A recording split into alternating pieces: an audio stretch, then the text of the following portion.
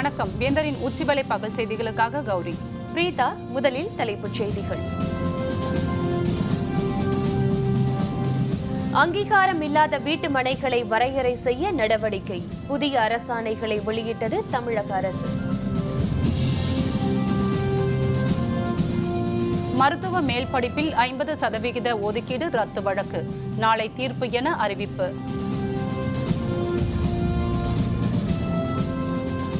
தொண்டர்களை சந்திக்க பன்னீர்செல்வம் சுற்றுப்பயணம் இன்று மாலை தொடங்குகிறார்.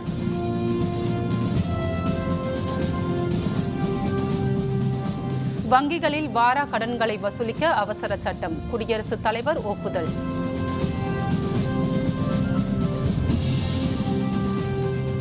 சேகர் ரெட்டியின் 34 கோடி ரூபாய் சொத்துக்கள் முடக்கம். அமலாக்கத்துறை நடவடிக்கை.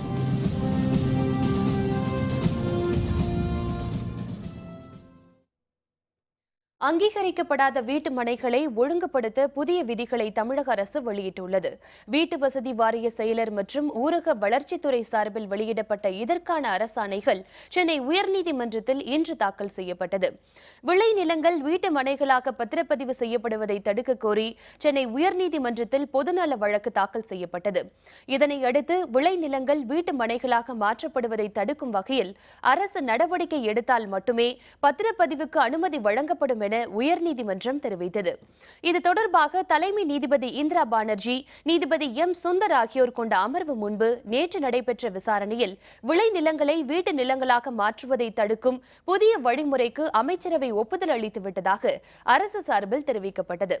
இது தொடர்பான திட்டத்தை முழுமை செய்து அரசாணை தாக்கல் செய்ய கால அவகாசம் வேண்டும் என கேட்ட தமிழக அரசு கூடுதல் தலைமை வழக்கறிஞர் ஐயாதுரை, இதற்கான விதிமுறைகளுடன் அரசாணை வெள்ளிக்கிழமை வெளியிடப்படும் என உறுதியளித்தார். இதனையடுத்து அங்கீகரிக்கப்படாத வீட்டு மனைகள் வரையறைக்கான புதிய விதிமுறைகள் கொண்ட அரசாணைகளை சென்னை உயர்நீதிமன்றத்தில் தமிழக அரசு இன்று தாக்கல் செய்தது. தமிழக அரசு வீட்டு வசதி வாரியம் மற்றும் ஊரக வளர்ச்சித்துறை சார்பில் வெளியிட்டுள்ள புதிய அரசாணைகளில் பல முக்கிய விதிமுறைகள் தெரிவிக்கப்பட்டுள்ளன. பத்திரப்பதிவுக்கான புதிய விதிமுறைகளில் 20/10/2016 ஆண்டுக்கு பிறகான வீட்டுமனை பத்திரப்பதிவு செய்ய புதிய விதிமுறைகள் வகுக்கப்பட்டுள்ளன. இதன்படி ஆறு, ஏரி, கால்வாய் போன்றவற்றை பத்திரப்பதிவு செய்ய அனுமதி இல்லை என தெரிவிக்கப்பட்டுள்ளது. மாநகராட்சி பகுதிகளில் பத்திரப்பதிவு செய்ய மாவட்ட ஆட்சியர் அனுமதி வேண்டும் என்றும், ஊரக பகுதிகளில் பத்திரப்பதிவு செய்ய வேளாண் இயக்குநர் அனுமதி வேண்டும் என்றும் விதிமுறை வகுக்கப்பட்டுள்ளது. அதன்படி சந்தை விலையை விட 3% அபராதத்துடன் பத்திரப்பதிவு மேற்கொள்ளப்படும் என தெரிவிக்கப்பட்டுள்ளது. ஒரு நிலத்தின் ஒரு பகுதி விற்கப்பட்டு மறுபகுதி விற்கப்படாமல் இருந்தாலும் அதை அபராதம் செலுத்தி பத்திரப்பதிவு செய்து கொள்ளலாம் என அந்த விதிமுறையில் தெரிவிக்கப்பட்டுள்ளது. மேலும் பத்திரப்பதிவுக்கு பல்வேறு துறைகளின் அனுமதி, வளர்ச்சி கட்டணம், மனை பகுதிகளில் பாசன கால்வாய்களை சேதப்படுத்தக்கூடாது என்பன உள்ளிட்ட பல விதிமுறைகளும் அரசாணைகளில் தெரிவிக்கப்பட்டுள்ளது. மருத்துவ மேற்படிப்பில் அரசு மருத்துவர்களுக்கான 50% ஒதுக்கீடு ரத்துக்கு எதிரான வழக்கில் நாளை தீர்ப்பு வழங்கப்படும் என வழக்கை விசாரித்த 3வது நீதிபதி சத்யநாராயணன் தெரிவித்துள்ளார்.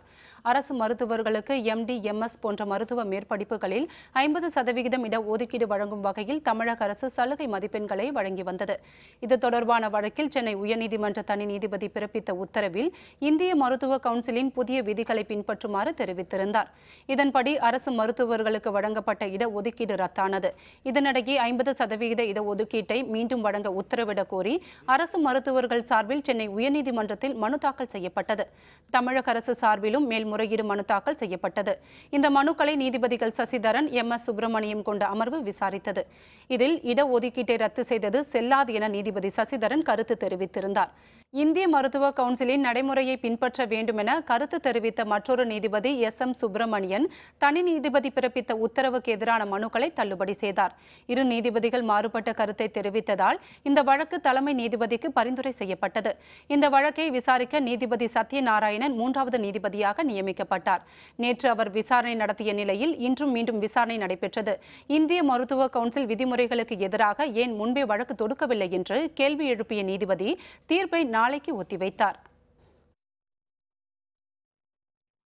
மருத்துவர்கள் போராட்டத்தை தடுக்க நடவடிக்கை எடுக்காதது ஏன் என தமிழக அரசுக்கு சென்னை உயர்நீதிமன்றம் கேள்வி எழுப்பியுள்ளது. மருத்துவ மேற்படிப்பில் அரசு மருத்துவர்களுக்கு 50% இடஒதுக்கீடு ரத்து செய்யப்பட்டதற்கு எதிர்ப்பு தெரிவித்து மருத்துவர்கள் கடந்த 17 நாட்களாக போராட்டத்தில் ஈடுபட்டு வருகின்றனர். இந்த போராட்டத்தால் நோயாளிகள் பாதிக்கப்படுவது பற்றி வேலன் என்பவர் சென்னை உயர்நீதிமன்றத்தில் பொதுநல மனு தாக்கல் செய்திருந்தார்.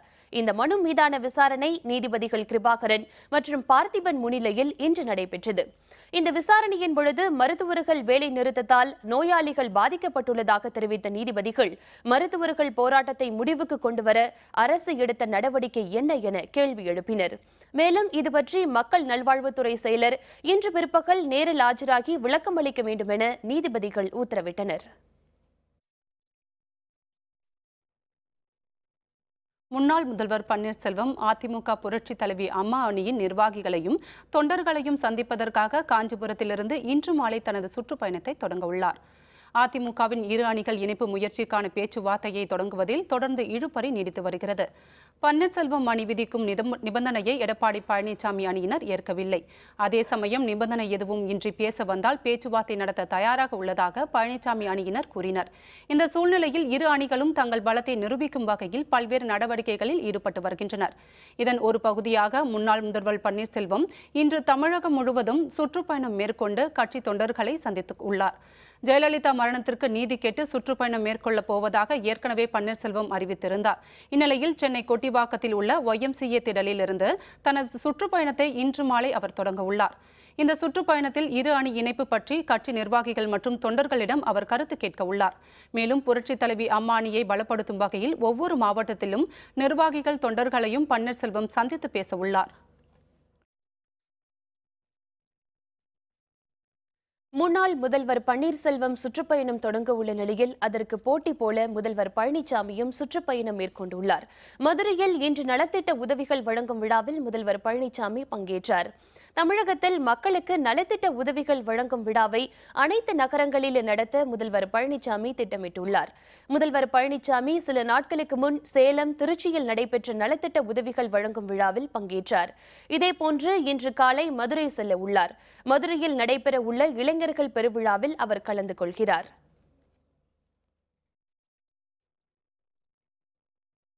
பொதுத்துறை வங்கிகளில் வாராக்கடன்களை வசூலிப்பதற்கான அவசர சட்டத்திற்கு குடியரசுத் தலைவர் பிரணாப் முகர்ஜி ஒப்புதல் அளித்துள்ளார். வங்கிகள் சந்திக்கும் முக்கிய பிரச்சினை வாராக்கடன். வங்கிகளில் 9,000 கோடி ரூபாயை கடன் வாங்கிவிட்டு திருப்பி செலுத்தாமல் வெளிநாட்டில் போய் பதுங்கிக் கொள்ளும் தொழிலதிபர் விஜய் மால்யா உள்பட ஏராளமானோர் திருப்பி செலுத்த வேண்டிய வாராக்கடன் பல லட்சம் கோடிகளை தாண்டுகிறது. இந்த கடன்களை வசூலிக்கும் வழிமுறைகள் குறித்து மத்திய அமைச்சரவை ஏற்கனவே ஆலோசனை செய்து வந்தது. இந்நிலையில் வாராக்கடன்களை வசூலிப்பதற்கான புதிய அவசர சட்டத்திற்கு மத்திய அமைச்சரவை அண்மையில் ஒப்புதல் அளித்தது. இந்த அவசர சட்டத்திற்கு குடியரசுத் தலைவர் ஒப்புதல் அளித்துள்ளார். இந்த அவசர சட்டத்தால் வாரா கடன்களை வசூலிக்க ரிசர்வ் வங்கிக்கு கூடுதல் அதிகாரம் கிடைக்கும். மேலும் வங்கிகள் ஒழுங்குமுறை சட்டத்தில் புதிய திருத்தங்கள் மேற்கொள்ளப்பட்டு வாரா கடன்களை வசூலிக்க புதிய நடைமுறைகள் செயல்படுத்தப்படும். இலங்கை செல்லும் பிரதமர் நரேந்திர மோடி தமிழக மீனவர்களையும் மற்றும் படகுகளையும் விடுவிக்க இலங்கை அரசை வலியுறுத்த வேண்டும் என்று திமுக பொருளாளர் மு.க. ஸ்டாலின் வலியுறுத்தியுள்ளார். இதுபற்றி அறிக்கை ஒன்றை மு.க. ஸ்டாலின் வெளியிட்டுள்ளார்.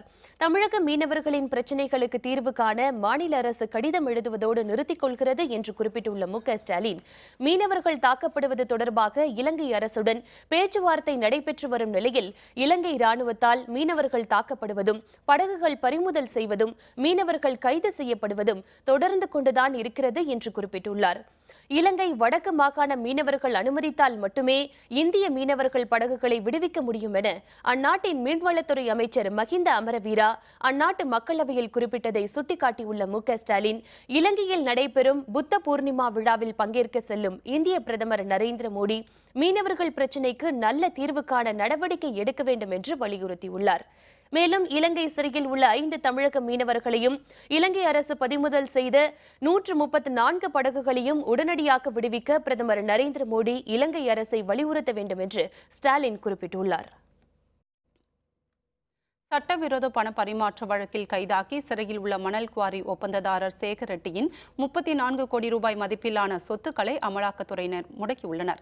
தமிழ்நாட்டின் பல பகுதிகளில் மணல் குவாரிகளை ஒப்பந்த முறையில் எடுத்து நடத்தி வந்தவர் வேலூரை சேர்ந்த தொழிலதிபர் சேகர் ரெட்டி. இவரது வீட்டில் கடந்த டிசம்பர் மாதம் 8ஆம் தேதி வருமான வரித்துறையினர் சோதனை நடத்திய போது புதிய மற்றும் பழைய நோட்டுகளாக 132 கோடி ரூபாயும் 177 கிலோ தங்கமும் கைப்பற்றப்பட்டது. இதனையடுத்து சட்டவிரோத பண பரிமாற்றத்தில் ஈடுபட்டதாக சேகர் ரெட்டி மற்றும் ஸ்ரீனிவாசலு அவரது நண்பர் பிரேம்குமார் உட்பட 5 பேர் கைது செய்யப்பட்டனர். பின்னர் சேகர் ரெட்டி, ஸ்ரீனிவாசலு, பிரேம்குமார் ஆகிய 3 பேருக்கும் ஜாமீன் வழங்கப்பட்டது. இந்நிலையில் பண பரிமாற்றம் தொடர்பாக இவர்கள் மூவரையும் மீண்டும் ஆஜராகும்படி அமலாக்கப் பிரிவு சம்மன் அனுப்பியது. விசாரணைக்கு பின்னர் சேகர் ரெட்டி உள்பட 3 பேரும் மீண்டும் புழல் சிறையில் அடைக்கப்பட்டனர். இந்நிலையில் சட்டவிரோத பண பரிமாற்ற வழக்கில் சேகர் ரெட்டிக்கு சொந்தமான 34 கோடி ரூபாய் சொத்துக்களை அமலாக்கத்துறை முடக்கியுள்ளது. உத்தரப்பிரதேச மாநிலத்தில் மினி பேருந்து கவிழ்ந்த விபத்தில் 14 பேர் பலியாகினர், 24 பேர் படுகாயமடைந்தனர். உத்தரப்பிரதேச மாநிலம் எட்டா மாவட்டத்தில் திருமண ஒப்பந்த நிகழ்ச்சியில் பங்கேற்க 50க்கும் மேற்பட்டோர் மினி பேருந்தில் வீடு திரும்பிக் கொண்டிருந்தனர். அதிகாலை நேரத்தில் ஜலேசர் பகுதியில் உள்ள துந்த்லா சாலையில் வந்து கொண்டிருந்த பொழுது பேருந்து கட்டுப்பாட்டை இழந்து அருகில் உள்ள பள்ளத்தில் கவிழ்ந்தது. இதில் அந்த இடத்திலேயே 14 பேர் பலியாகினர். காயமடைந்த 20க்கும் மேற்பட்டோர் அருகில் உள்ள மருத்துவமனையில் சிகிச்சைக்காக அனுமதிக்கப்பட்டனர். விபத்து பற்றி ஜலேசர் பகுதி காவல்துறையினர் வழக்கு பதிவு செய்து விசாரணை நடத்தி வருகின்றனர். பேருந்து ஓட்டுநர் தூக்க கலக்கத்தில் இருந்ததே விபத்துக்கு காரணம் என முதல்கட்ட விசாரணையில் தெரியவந்துள்ளது. பேட்மிண்டன் போட்டிகளில் சாதனை படைத்து வரும் வீராங்கனை சிந்துவுக்கு வீடு கட்டுவதற்காக 1000 சதுர அடி நிலத்தை தெலுங்கானா முதல்வர் சந்திரசேகர ராவ் பரிசாக வழங்கினார். பேட்மிண்டன் வீராங்கனை PV சிந்து ரியோ ஒலிம்பிக் போட்டியில் வெள்ளிப் பதக்கம் வென்றார். இந்நிலையில் நேற்று தெலுங்கானா மாநில முதல்வர் சந்திரசேகர ராவ் ஹைதராபாத் நகரில் தனது அலுவலகத்தில் நடந்த நிகழ்ச்சியில் சிந்து வீடு கட்டுவதற்கு 1000 சதுர அடி நிலத்தை பரிசாக வழங்கினார்.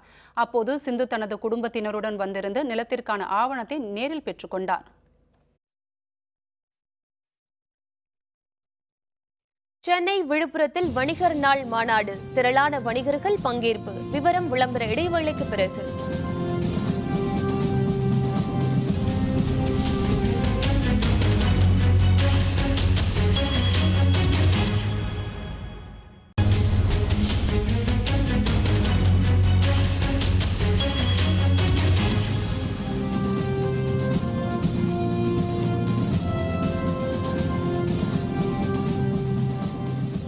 செய்திகள் தொடர்கின்றன.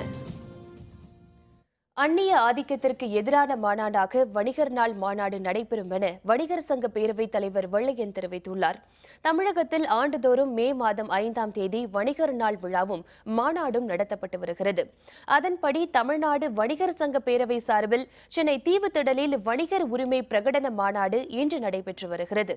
வணிகர் சங்க பேரவையின் தலைவர் வெள்ளையன் தலைமையில் நடைபெறும் இந்த மாநாட்டில் அனைத்து மாவட்டங்களைச் சேர்ந்த ஏராளமான வணிகர்கள் பங்கேற்றுள்ளனர். இந்த மாநாட்டில் பல்வேறு முக்கியமான தீர்மானங்கள் நிறைவேற்றப்பட உள்ளன.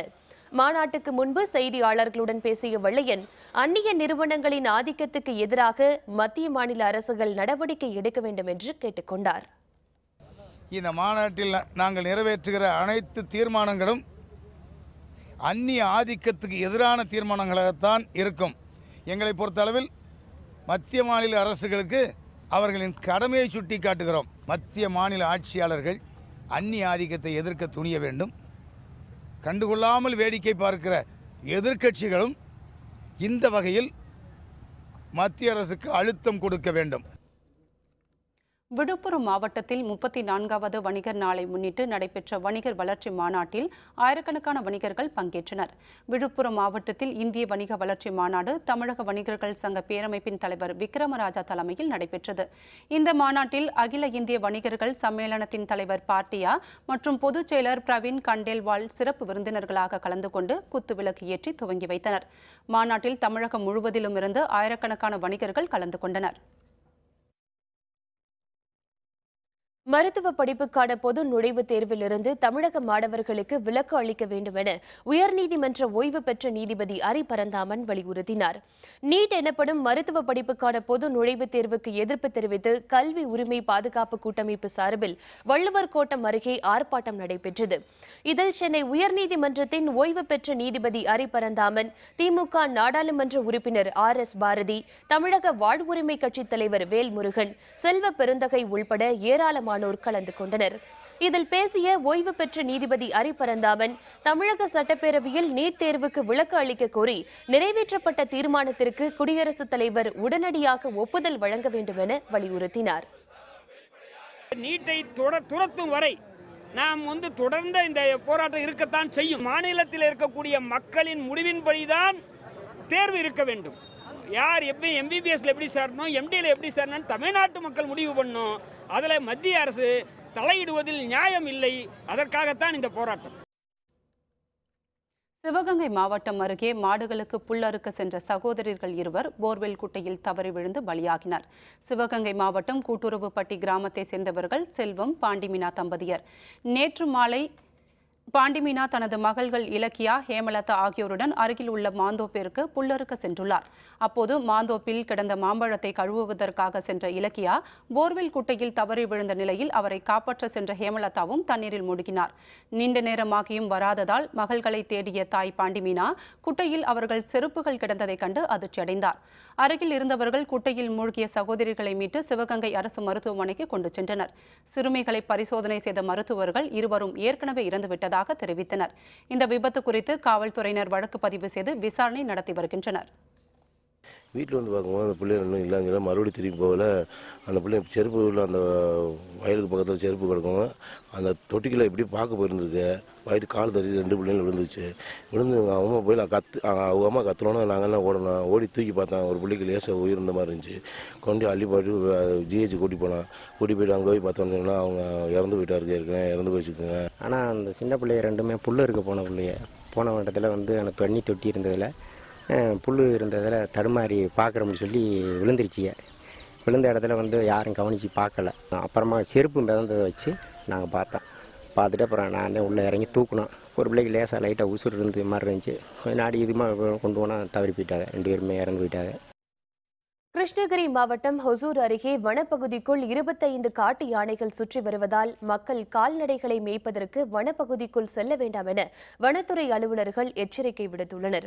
கிருஷ்ணகிரி மாவட்டம் ஹொசூர் ஊடைதுர்க்கம் வனப்பகுதியில் இருந்த 21 காட்டு யானைகள் நேற்று இரவு இடம்பெயர்ந்து சாணமாவு வனப்பகுதியில் தஞ்சமடைந்தது.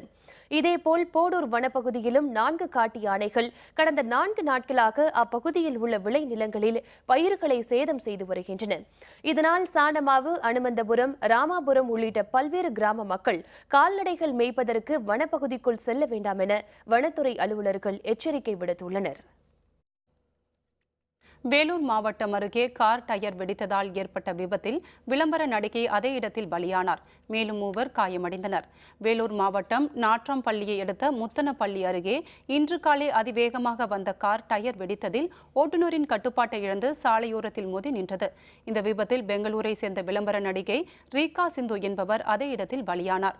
காரில் பயணம் செய்த 3 சிறு காயங்களுடன் சிகிச்சைக்கு அனுமதிக்கப்பட்டனர். அந்த இடத்திற்கு வந்த நாட்ராம்பள்ளி காவல்துறையினர் இறந்த நடிகையின் உடலை மீட்டு உடற்கூறு ஆய்விற்காக திருப்பத்தூர் அரசு மருத்துவமனைக்கு அனுப்பி வைத்தனர். நாட்ராம்பள்ளி காவல்துறையினர் விபத்து குறித்து வழக்கு பதிவு செய்து விசாரணை மேற்கொண்டு வருகின்றனர். கரூர் மாவட்டத்தில் தனியார் பள்ளிகளுக்கு இணையாக செயல்பட்டு வரும் அரசு ஊராட்சி ஒன்றிய தொடக்கப் பள்ளியில் வரும் கல்வியாண்டிற்கு முன்னரே மாணவர்கள் சேர்க்கை நிறைவடைந்தது. கரூர் மாவட்டம் நரிக்கட்டியூர் ஊராட்சி ஒன்றிய துவக்கப்பள்ளி ஆங்கில பள்ளிகளுக்கு இணையாக கல்வி மற்றும் அடிப்படை வசதிகளை வழங்கி வருகின்றது. கடந்த 2004ஆம் ஆண்டு முன்மாதிரியான பள்ளி என அறிவிக்கப்பட்ட இந்த பள்ளியில் அனுபவம் மிக்க 8 ஆசிரியர்கள் பணியாற்றி வருகின்றனர். 30 மாணவர்கள் வீதம் 10 வகுப்புகளாக பிரிக்கப்பட்டு தரமான முறையில் இங்கு கல்வி கற்பிக்கப்பட்டு வருகிறது. ஆங்கில வழி கல்வியையும் வழங்கி வருகின்ற இந்த பள்ளியில் வரும் கல்வி ஆண்டிற்கான மாணவர்கள் சேர்க்கை முன்கூட்டியே நிறைவடைந்துவிட்டது. இதனால் தங்கள் குழந்தைகளை பள்ளியில் சேர்ப்பதற்கு வந்த பெற்றோர்கள் கவலையுடன் திரும்பி சென்றனர். திண்டுக்கல் மாவட்டம் கொடைக்கானலில் வரும் 20ஆம் தேதி மலர் கண்காட்சியுடன் 10 நாள் கோடை விழா தொடங்குகிறது. மலைகளின் இளவரசி என புகழப்படும் கொடைக்கானலில் ஆண்டுதோறும் கோடை விழா நடைபெற்று வருகிறது. அதன்படி வரும் 20ஆம் தேதி மலர் கண்காட்சியுடன் கோடை விழா தொடங்குகிறது. இதனையொட்டி பிரையன் பூங்காவில் பல்லாயிரக்கணக்கான மலர்களால் வடிவமைக்கப்பட்ட பல்வேறு உருவ பொம்மைகள் அமைக்கப்பட உள்ளன. 2 நாள் நடைபெறும் மலர் கண்காட்சியுடன் கொடைக்கானலில் விளைவிக்கப்படும் காய்கறிகளை கொண்டு காய்கறி கண்காட்சியும் திறக்கப்பட உள்ளது. மலர் கண்காட்சியுடன் 10 நாள் கோடை விழா நடைபெறும் என திண்டுக்கல் மாவட்ட ஆட்சியர் வினய் வெளியிட்டுள்ள செய்திக்குறிப்பில் தெரிவிக்கப்பட்டுள்ளது. கோடை விழாவை ஒட்டி சுற்றுலா பயணிகளை உற்சாகப்படுத்தும் வகையில் பல்வேறு விளையாட்டுப் போட்டிகளுக்கும் கொடைக்கானல் கோடை விழா குழு ஏற்பாடு செய்துள்ளது.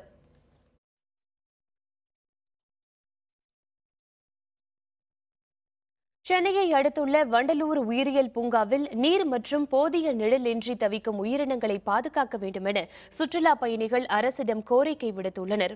வண்டலூரில் 602 ஏக்கர் பரப்பளவில் உள்ள அறிஞர் அண்ணா உயிரியல் பூங்காவில் 170 வன உயிரினங்களும் 2142 விலங்குகளும் பாதுகாக்கப்பட்டு வருகின்றன.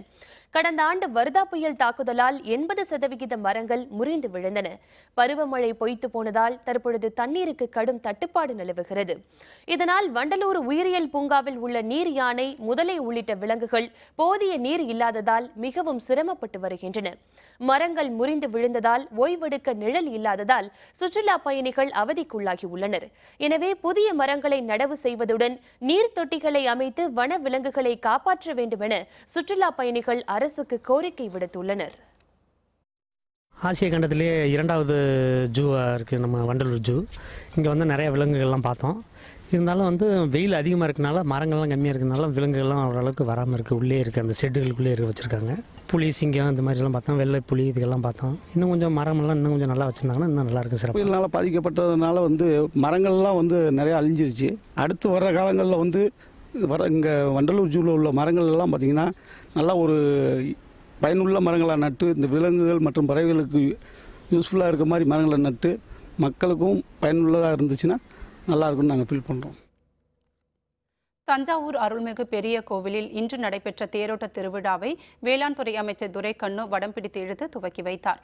தஞ்சாவூர் அருள்மிகு பெரிய கோவில் சித்திரை பெருவிழா கடந்த மாதம் 21ஆம் தேதி கொடியேற்றத்துடன் துவங்கியது. சித்திரை பெருவிழாவின் முக்கிய நிகழ்வான தேரோட்டம் இன்று காலை நடைபெற்றது. இதில் வேளாண் துறை அமைச்சர் துரைக்கண்ணு, மாவட்ட ஆட்சியர் அண்ணாதுரை ஆகியோர் கலந்து கொண்டு தேரினை வடம் பிடித்து இழுத்து துவங்கி வைத்தனர். 4 ராஜ வீதிகளில் வழியாக வலம் வந்த தேரினை திரளான பக்தர்கள் கலந்து கொண்டு வடம் பிடித்து இழுத்து தங்கள் நேர்த்திக் கடனை செலுத்தினர். கோவில் நிர்வாகம் சார்பில் பக்தர்களுக்கு அடிப்படை வசதிகள் செய்யப்பட்டிருந்தன. 500க்கும் மேற்பட்ட காவலர்கள் பாதுகாப்பு பணியில் ஈடுபடுத்தப்பட்டனர்.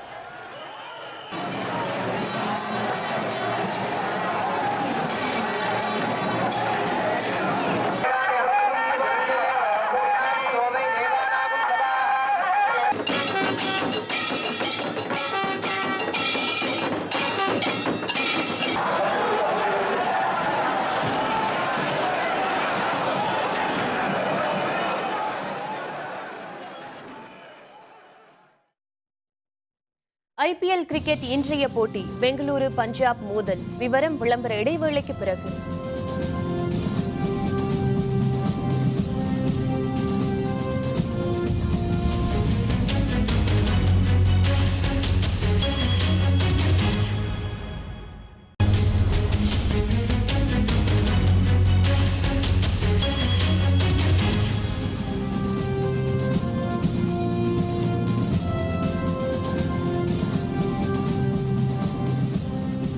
செய்திகள் தொடர்கின்றன. இனி அயலக செய்திகள்.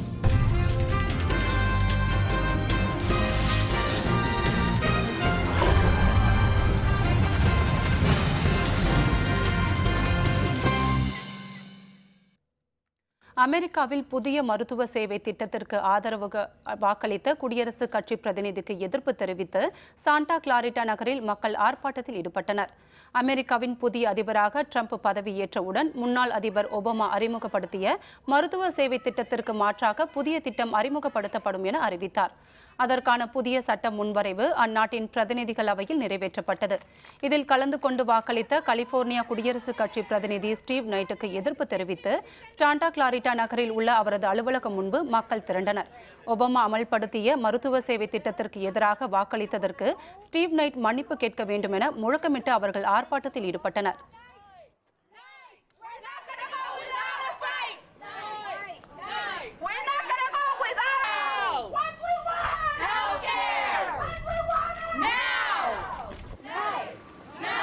We're not going to go without a fight.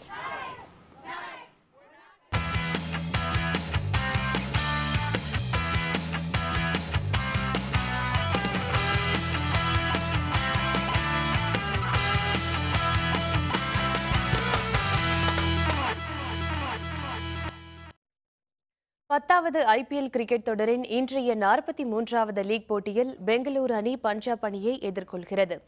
Bengaluru Chinnasamy திடலில் இன்று இரவு 8 மணிக்கு நடைபெறவுள்ள இப்போட்டியில் விராட் கோலி தலைமையிலான பெங்களூரு அணி கிளென் மேக்ஸ்வெல் தலைமையிலான பஞ்சாப் அணியுடன் மோதுகிறது. இதுவரை 11 போட்டிகளில் விளையாடிய பெங்களூரு அணி 2 வெற்றி 8 தோல்விகளுடன் 5 புள்ளிகள் பெற்று புள்ளிப்பட்டியலில் 8வது இடத்தில் உள்ளது. பஞ்சாப் அணி 9 போட்டிகளில் 4 வெற்றி 5 தோல்விகளுடன் 8 புள்ளிகள் பெற்று புள்ளிப்பட்டியலில் 5வது இடத்தில் உள்ளது. பெங்களூரு அணி பிளே ஆஃப் சுற்றுக்கு தகுதி பெறாத நிலையில் பஞ்சாப் அணி வெற்றி பெற வேண்டிய சூழ்நிலையில் களமிறங்குவதால் இன்றைய போட்டி ரசிகர்களுக்கிடையே எதிர்பார்ப்பை ஏற்படுத்தியுள்ளது. மீண்டும் தலைப்புச் செய்திகள். அங்கீகாரம் இல்லாத வீட்டு மனைகளை வரையறை செய்ய நடவடிக்கை. புதிய அரசாணைகளை வெளியிட்டது தமிழக அரசு. மருத்துவ மேல் படிப்பில் 50% ஒதுக்கீடு ரத்து வழக்கு நாளை தீர்ப்பு என அறிவிப்பு. தொண்டர்களை சந்திக்க பன்னீர்செல்வம் சுற்றுப்பயணம் இன்று மாலை தொடங்குகிறார். வங்கிகளில் வாரா கடன்களை வசூலிக்க அவசர சட்டம் குடியரசுத் தலைவர் ஒப்புதல். சேகர் ரெட்டியின் 34 கோடி ரூபாய் சொத்துக்கள் முடக்கம் அமலாக்கத்துறை நடவடிக்கை. இத்துடன் வேந்தரின் உச்சிவேளை பகல் செய்திகள் நிறைவடைந்தன. மீண்டும் மாலை 6 மணிக்கு வேந்தரின் அந்திமாலை குறுஞ்செய்திகளில் சந்திப்போம். வணக்கம்.